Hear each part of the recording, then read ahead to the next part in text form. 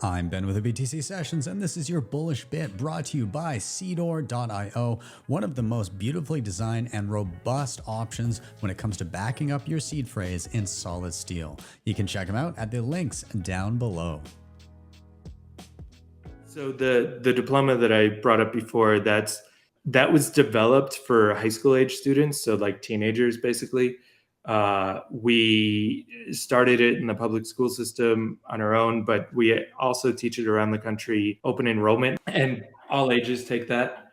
And they actually get it about as quickly as teenagers, they don't have to unlearn as much. So it's 13 and up. And actually, literally last night, I had a meeting with the Minister of Education here, as well as Lena from the Little Hodler, and they are going to, we're going to work together to develop curriculum for younger ages from 7 to 9, and then from 10 to 12, and the Bitcoin diploma from 13 and up. So I think what people are actually most drawn to, and again, so we're targeting pre-coiners, right? We're targeting people that don't have any prior knowledge about Bitcoin, little to no.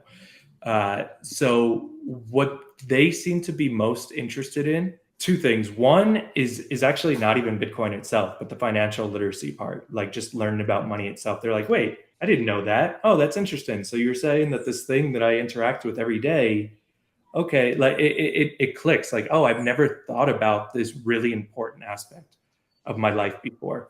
So people are just interested in learning about financial literacy.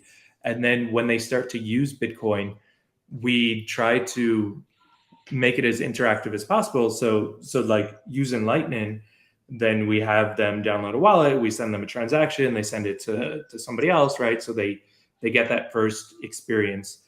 And almost always there's two aha moments in that here.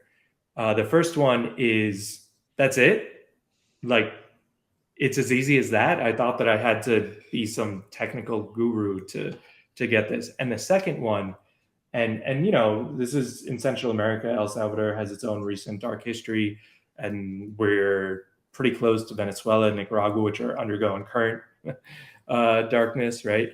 So people are things like censorship resistance are very real to people here. So when we explain it to people like, hey, I just sent you value to your phone, right? And that was like so easy. They're like, yeah.